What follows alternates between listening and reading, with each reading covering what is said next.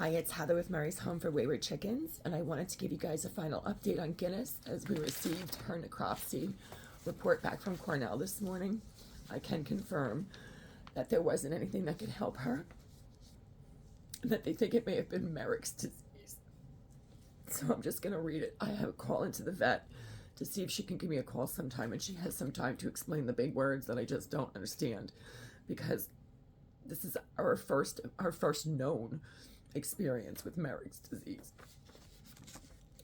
So the description, I won't read the whole thing. I'll just give you the final findings because there is some important information in it. Final comment. Sciatic lymphomatosis is a presentation of avian lymphoma, most consistent with Marek's disease. Lymphoma is a highly prevalent disease in chickens aged 6 weeks and older, with most cases arising due to infections by oncogenic virus, cancer. Implicated viruses include gallid herpesvirus 2, which is Marek's disease, avian leukosis virus, and reticuloendotheliosis. Given the localization to the sciatic nerves, Marek's disease is favored.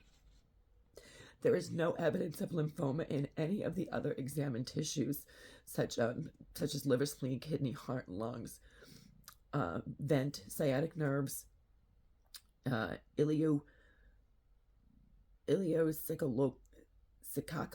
junction. Forgive me if I'm saying these wrong. The histologic findings: sciatic nerves, severe, diffuse, chronic lymphomatosis. It goes on to say that the sciatic nerve on slide 2, sections 2, if facing the sciatic nerve is a poorly demarcated, densely cellular, infiltrative neoplasm. Neoplasm cells form sheets supported by pre-existing stroma. Neoplastic cells are round with distinct cell borders, scant ampholic cystoplasm, and a round nucleus with finely stippled chromatin and up to one prominent nucleus.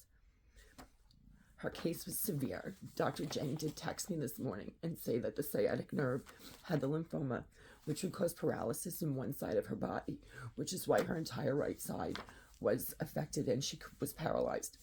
Hers was worse, which is why she lost the use in her left side. But that it was not due to a concussion or an injury, so at least we're not missing things going on in the flock. Marek's disease is highly contagious. I don't know if that's the reason we lost those 2 silkies, because they were in the same special needs flock, and then when we acclimated them all together, unknowingly, we lost a brown chicken a few weeks later. I don't know if any other chickens have it. Luckily, none of the other ones are showing any symptoms, and we do keep the coop really clean, so I'm hoping that this is the end of it. But if you guys have any questions or comments, please feel free to leave them. If you want to hit like or subscribe, we'd love it.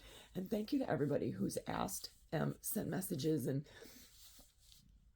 she was really a fighter. And they said her crop was full, and she had an appropriate amount of food in her crop and her digestive system when she died. And I did read online, additionally, that starvation and dehydration will usually kill the chicken before the Marek's disease gets to them. So the fact that we fed her so well gave us the indication that, that is what killed her, because we hadn't taken care of her the way we did, and we sent her for a necropsy. The result probably would have come back with starvation and dehydration. So at least they were able to see the tumors on the sciatic nerve and confirm that it wasn't anything that we did that sent her to her final place. Thanks again.